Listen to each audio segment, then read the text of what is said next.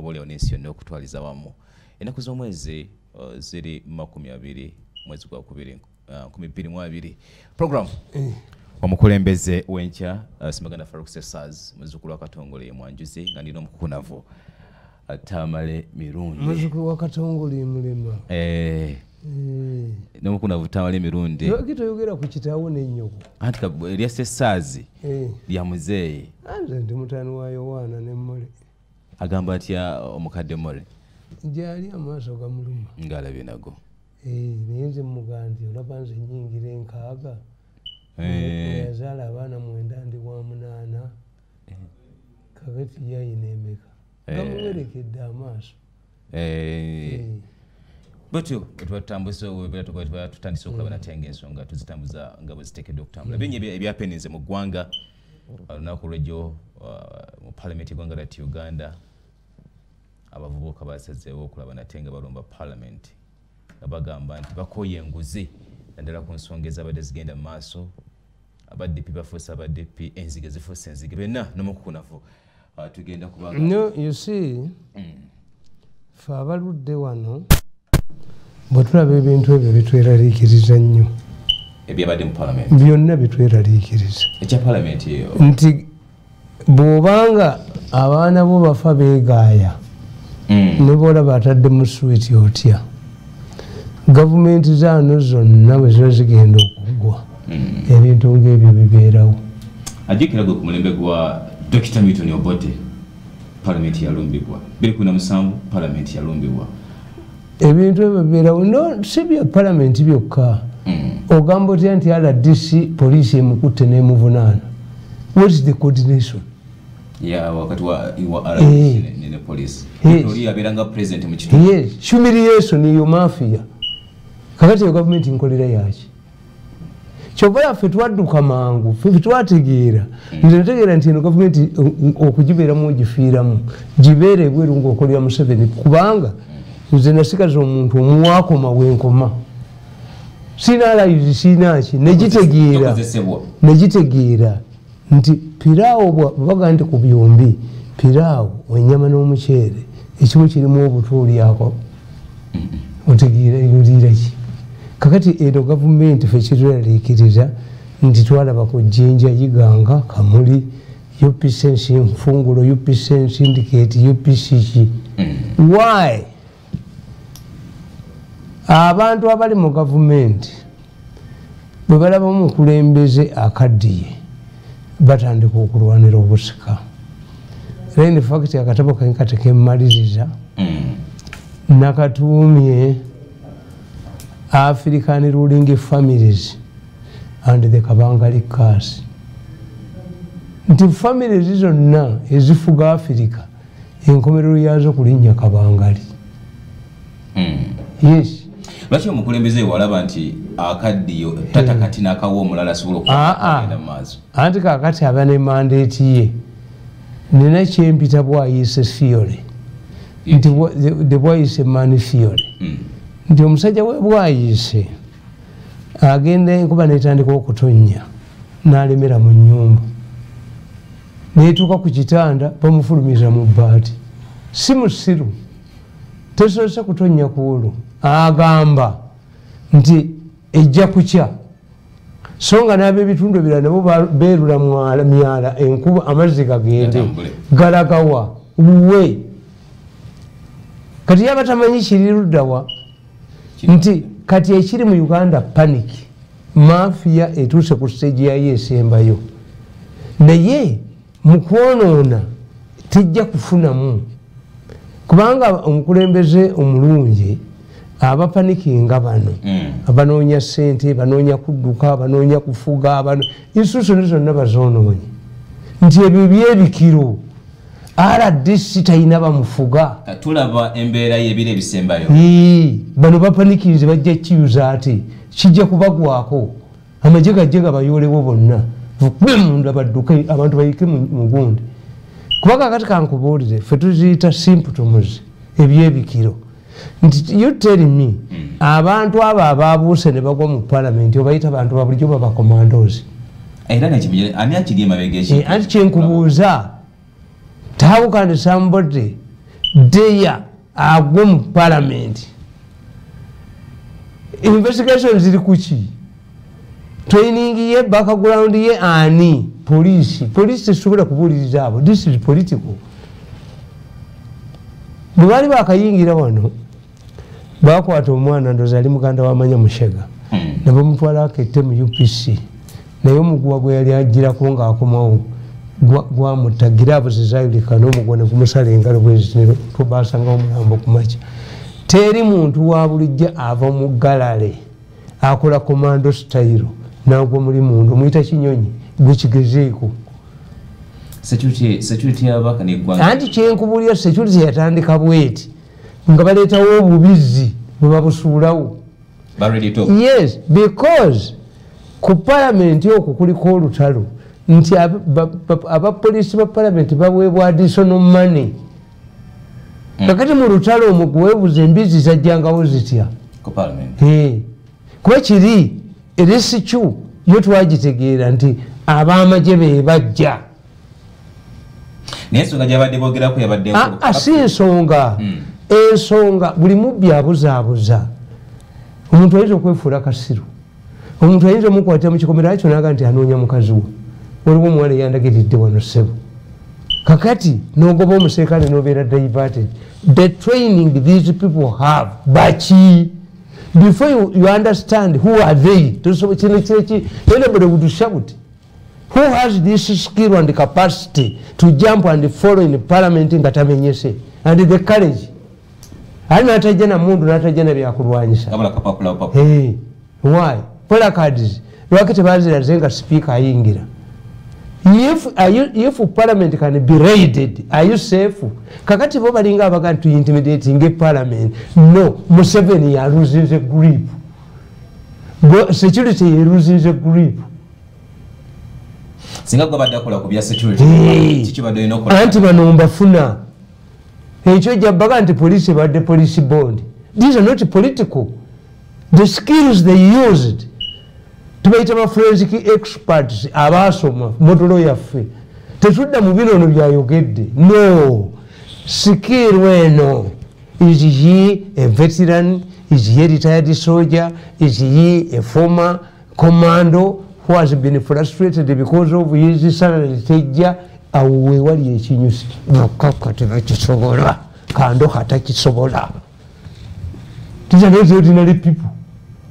Apakati ngegwanga ati buli liti buli muntu alina kwekalakasa olimi katolina. Anti nkubuli okubuuka kye kikulu. Tukiyita holomax. Nti omuzungu yenna bwe batega bomu taga nti Al-Qaeda. It bears the hallmarks of Al-Qaeda. Why? Al-Qaeda etega bomu mu muzikiti ewandegeya nga waliwo kirali kyabavuma musiramu munnaabwe tetega mu mbizi. Al-Qaeda tujja nti ejja kutega mu mbizi. It backlashes on Muslims nti yateze mu mbizi musiramu. This is why bebawa bonna okutega bomu bagitwala mu Lagibe Club. Singa batega bomu ku traffic gye tulina mu Kampala nga bomu yatulikira mu bus tulina fire brigade ezikiza. These are highly intelligent people. Al-Qaeda basoma bakulembera wa PhD. Kakati ffe abamanyi ku bya security, I can tell nti omusajja ono yazze ne gloves okugula omunyolo gwange ekitegeeza ebya security abimanyi nti gloves fingerprint tekuba. When a criminal lawyer like a Kabega kills a person to get a mukwata, amanyi ingredients zachi. When a soldier kills a person, a local defense man kills a person, yet Tamisana, Tapunanibo, or local defense assembly of Assembly Tapunanibo. Tiwari Muvunana, again, a Kotimas, or again, a Rudawa. H public teach money in parliament, teach money. How do you charge Chitata with illegal bugger, whoever has a gun? Abaya yingira maje nga ye yagalidde voluntarily ono ayine mundu ne uniform mukola kiti wali kakati kitu kitegeera nti atta ne yesende bali nakuba amasasi oyo wa local defense asse omulambo n'agulekawo oyo wa maje ab'amaje bwe batta emirambo tebagitwala kubanga ekibinja ekiyola emirambo kirala n'ekitta kirala era oyinza okusanga ng'ow'amaje kamanda bamusemu abantu 300 n'ayungula 10 zikime 300. Why? Emirambo gy'ab'amagye giri important. One, nti mujeyambisa to bargain n'omulabe wammwe bweba mugitutte. They are exchanged with the captives bemwakwata prisoners of war. Two, mugere ne balwanira bannammwe nabo ne bamanya nti nange bwe ndifiira ku lutalo balikola ki. This is why a Muganda can use money okukima omulambo e Nairobi naye ati n'atagenda kulaba mulwadde. Why? Bw'omufunamu akalombolombo k'okufiira ebweru mujja kuggwawo nga mufiirawa bweru. Kakati ow'amagye tumutegeera tulaba Kasirye Gwanga yali akubye ku muntu essasi. Kasirye Gwanga waatirale yamenyera kuba binene. Kasirye Gwanga takuba muntu ssasi. Bampira ya moto. Yes, kuba ye waatirale ya destroying gundi object. Singa ali mu infantry singa kuba abantu amasasi. Tubategeera nti ono wa infantry ono wa characteristics z'abantu zimanya. Kakati the most important issue is not to attack abikolebwa ne mu parliament bazirwaniramu ebweru. Naye the issue is the skill. Tactics. Kiki kijjo ne bambega bawana. That's the most important issue. How daring to enter parliament, the skills demonstrated, the issue of corruption does not go. Abantu abo nga bafunye gundi president n'abeeyitira oba afende muhozi n'abayita nze bentrustiinga oba sabbiti n'abayita n'ababuuza training yaabwe, you'll find out that these are not ordinary people. Kati baba abadde beegezaamu nga bali group nene bagitwala ku training. Ekyokusatu nti institution zammwe zonna muzimazeewo. Nze nseke wange nenzina amazina mu ddiru lyange ndi Museveni yakoledde bwereere. Why? Nti kakati parliament buli kikwata ku kintu kyonna kyebalabanga tekijja kuyitamu ewa sipiika nga bayita kokasi yaabwe ekitegeeza they are undermining parliament and they are creating a parallel parliament. Do we still have parliament? Yanti nfukati bajjise bo bennyini nti bwekituuka ku first lady nga tuyita kokasi bwetuuka ku kino kakati are you saying because kokasi ye NRM bwetula mu State House the only person who does not attend is the speaker. Kakati speaker yayina olutalo ne first lady. Abaka parliament bakolera ani? Ati kyenkubulye tebamanyi nti Abaganda baga nti mu kifo ky'okwokya omunyonyo ky'ennyumba. Kakati president ulira president mu kifo ky'okuyita Kadaga, if there is a gundi a misunderstanding between Kadaga and the first lady, president n'abayita bombi ate ayita caucus parliament n'agitta. Kakati ebyo ebintu byebayisiza outside parliament abalala bajja bijjawo.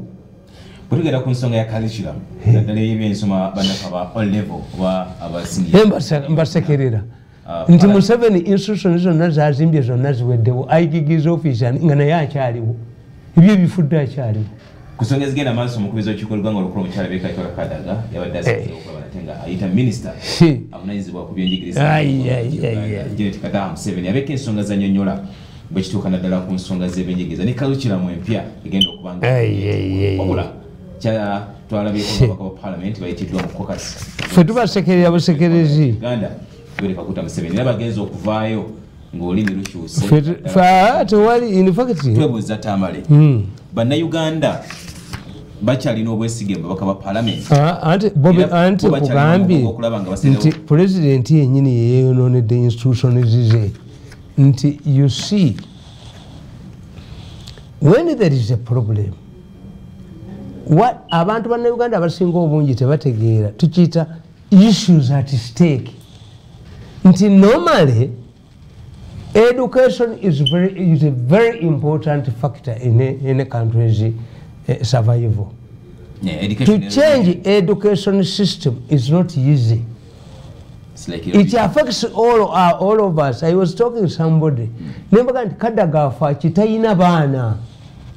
Kadaga tasaana kulwana na bano bakiyiseemu ekintu kyabwe abaliddako balikijjawo. Ninga tulaba nti ku nsonga gye babadde balesinga abakwa parliament okucyenyinga ebyensoma anti nga kiyamba ki kubanga ulira sokoleke that's not the issue. Issue ekugamba nti I tell you nti look here the procedure enkola muteeka project ne mugiteekawo pilot project nti mukwate amasomero 10 mugakoleremu enkola eyo eberenga sample because you are dealing with something that is important. Nti ne bwoba ddagala lino ery'abantu erya health eryakiriva mu nkima ne lijja mu apps ne lijja before it is tested on the public. What if it is a mistake? Is it Kadaga who benefits Mubamu? See Kadaga has no children, school going children. This is the normal. Nti omulangira bwafuuka omusazi w'ente mu lufula tatugantuge akkiriza nti ajja gisaza kisa ino kiwagala kuba obulangira bwe yabuleese eno. Yes. Kakati that is one. Did you follow the procedure of piloting? No. Changing education means bringing new textbooks. Are they available? I hear mulimu a billion chikumi n'okusoba za producing it by you. Who is going to tender this money? Why don't you want to discuss bino tebisoboka? Mafia eyita mu facility bweti nti abantu tebajja kiteesako bajja kutya. Gwe bw'ogaana okumira eddagala ani afiirwa? Nze nteeka bukoteesi ku likodi era natandise dda okuwandiika. To the moment you avoid discussion, it remains an illegality. Yayitidde mu parliament. Ati fe tukifaako ki? Gavumenti endala ejja kujja ekikwakola ekijjewo. Kubanga you see, to amend etteeka eriyise mu parliament is amendable. Etteeka liyita mu parliament to require amendment. If it is not a law, is a decree. Nga bagijjawo nga Amini agenzi. Kuba nze nabagambye nti mu education nze nasoma P7 namala ebigezo bya P7 mu 7 gwalina emyaka emeka. Tewaliwo mu 7. Nze nali nkola history era kankubuulire bwe twabanga tukola general paper nga nze nva ku namba 10 science nga simukola namba 10 mwe muli civics mwe muli history mwe muli ani nze nga bya science ebyo sibyagala kulira. Amini yaleeta changes mu education n'agamba slave trade tewali muwala bwe yakola slavery. If the Arabs were involved in slavery, how come that there are no blacks in Arab countries? We are castrated, they were killed. Ne tukyusa system ya education nga slave trade tetugisoma. Tusoma ya America. North Atlantic gundi. Amini bwe yagenda tebakiddamu. Ffe twasomera nga ku Lwokuna manya ku Lwokutaano tetusoma eba public holiday tujja Lwamukaaga. Abasevenisire ne balaja na bannanga waliwo le twakola ebigezo bya UNEB ku Lwomukaaga. Abasevenisire tebakola ne bafiirwa omwaka bo tebakola ku yes olwa Sabbath. Has it not been changed? Nitamale system eno kaishula temulimu advantage ya. No, you see kyenkutegeeza kibalemye okutegeera nti the procedure enkola. Why are you rushing? Why don't you want discussion? Waliwo abafere abakirimu bo bagoba sente nakuba bitabo ate bakozesa facility tibamwekweseemu teri ajja kukidiscuss. No, education is a matter of everybody. You change it. Ate ffe tufaayo ki Heroes Day obo tebakyagikuza olunaku lwa 25 bakyalukuza olwamini bano badda ku 26 kati Heroes Day bayina ndala. This is the problem of Africa. Nti Africa education yalivudde mu ba professors be experts sikabusenga mu lupapula lwe bodo teacher basic teacher ani obusajja n'entwe ya pusika busenga n'omukooto boononyenye eggwanga lino nti emitwe gyabwe ideas zaabwe bwe bazireeta eggwanga temulekeyo. Obuzibu bulidde mu kulutambula okulaga abantu abasinze n'abafembe abakozesa nze nkugambye me don't tell me about what is contained. What I'm telling you nti omusajja ne bwaba mugagga nnyo ayanjula procedure yambaga nakola meeting. Don't divert me. Nkuga nti education me I don't quarrel. Fe tulina capacity gy'abaana baffe wano kasande banti education yamwe feke mugiwono nka ffe tutema ffe abayinawo nga tutema temujja tulabawo wano. Ate bibikola mu masomero ga government. Some school will defy you. Nti North America ate nsoma China nga China eriyoki. Can I take my son to China? Me eyasoma omusajja omugezi olabayo oyina omwana China nga ntwalayo waaki China njirabamu ekintu kimu which impresses me in China is corruption, the way they deal with the corruption. I wish African leaders knew mu kifo ky'okugenda okusabayo ssente China singa bababuuza ngeri abachina abaavu gye bakozeemu ssente. Corruption bagirwanyisa ne bagimalawo. Bakutema omukono bakusiba amayisa wa Marundi on an island. Tikisoboka. No. Mumukyali mu primitive capitalism. Mwetaaga ssente ez'akalulu. So eso zimu abantu ba bulijjo nti oyo mirundi tayagala gavumenti bajja kuba no nze one day nze nkolera era obutabo bwange ntera obuwandikako akatabo kano okalaba kano nakawandika emyaka 15 egiyise nti baasuula emmeri mu nnyanja emmeri 5 bazisuula mu nnyanja naye nga balwanira binazi ebinazi bino byemulaba ebiri esese bigenda Kenya si mu Uganda. Basuula emmeri zaffe 3 tupangise ez'abanna Kenya okusomba ebinazi n'okukola wano 5 vessels. Kati olwaleero mbasaasira abo bakkakka ba intelligence ebyokiriininga Lake Victoria byatandikidde Nairobi. Why? Uhuru Kenyatta yaleese ssente. Tuyina Lake Victoria Authority evuga Lake Victoria mu byavudde era wano Nation Television monitor ani be bali ku cleaning engege zaffe zonna zigenda gwa katale ne wabula waka wala community abalina kamera bataddemu ebyato ne babasuulamu because they want to justify Uhuru's money on Lake Victoria. Nation Television ani be bali mugundi bebono engege zinywa amazzi agali contaminated. Where you want to sell your fish? The fish industry is going to collapse. You are monitor. Nation Television. Where is the intelligence? Where is Kaka? Where is Simanyi Kandoha? Nebe bikulu omukulembeze yetabiraba. No, musabane mulekera mirimo gyonna.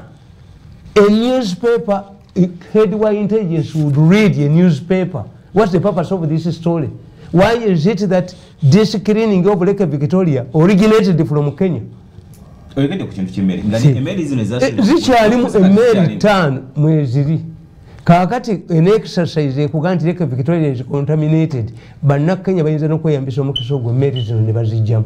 Omusajja mu 2009 yasaba President Museveni emmeri zino azijjemu 5. They are a hazard. They are deliberately sunk.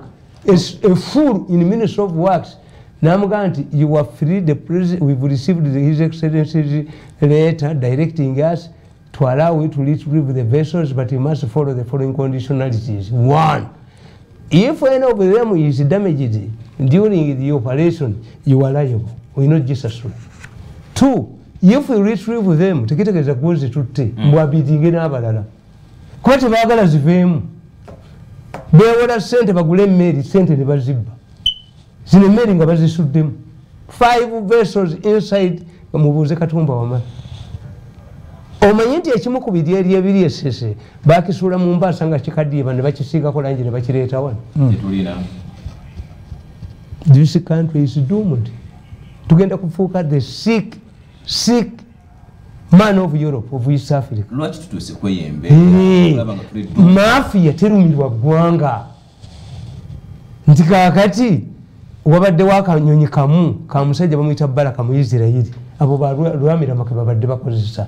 Ennaku zino kabadde kapaakinze wali ku gundi mu flying school n'abaserikale we bali. Abaana bakomplaininze nti abaserikale abali wano tusharinga nabo toilet tujja kulwala. Balinga 10 years. Minister Bright Lwamirama. Kakati anti nkubuulidde kali abasajja by 2 days ago kali kasigaziza 3 hours mu air.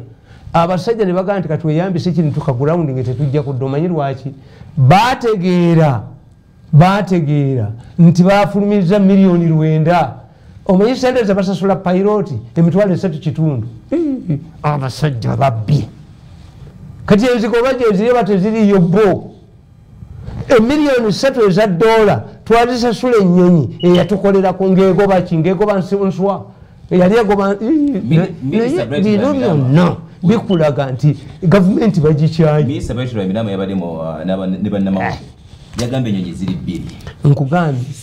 Nkugambye nti omusajja bamuyita Baraka musajja Muyizeri yajja wano nga mwavu nnyo yenna nnyini kanyonyi ako. Era abasajja ye pilot yafuna milioni 57 yagambye nti ku nnyonyi ezimu ze baleesesebwa n'okusensinga nkugambye eyo ennyonyi eri mu mpale ye bakugambye n'okugamba nti gundi zatuuse Southern Sudan on their way back kati ennyonyi eri mu mpale ya Lwamirama ne bajja bakugamba nti waliwo kalusu kati emubende amazeeyo emyaka 10 olwamaze okwogera ku kalusu gundi abagamba Ssekikubo kalusu taliyo baggalira mu kkomera kakati Lwamirama yafunye bilioni 13 za kalusu muyole nti lino eggwanga lina gye liraga. Uhuru Kenyatta yagenze ewa Trump n'amugamba nti bali banswaza katukole direct trade agreement. It is true. You look gundi leero layini ey'omulembe Museveni yagiproposing ti kano ka layini emu katono nnyo tukole ennene kakati eya Kenya etuuse Naivasha eye Tanzania egenda kuggwa Uganda tesimangako yadde footage kuba bagiyisa mu masomero ne bagiyisa mu mayumba ne bakola survey ate eno we yayitanga etrain weyita waliwo fuuti 8 olwekyo ekiganya ya Uganda okuba mwina mafi yetakuza gwanga bako bagamba nti ya Tanzania ya Kenya egenda kuggwa ya Uganda President Museveni yayogerera egindi mu Arusha we have discovered East African oil in Uganda n'abaga nti I think ne Burundi eyina kubanga zenjazi zezimu proudly nti Uganda isiso okufuna amafuta mu East Africa. Kenya is an export of oil. Uganda pipeline yalema kyekiremeseza pipeline muyina mafi yenzibi etayagala gwanga. Yes, you have a primitive mafia. Omukazi ava mu family enja very primitive. Oyina development gyokola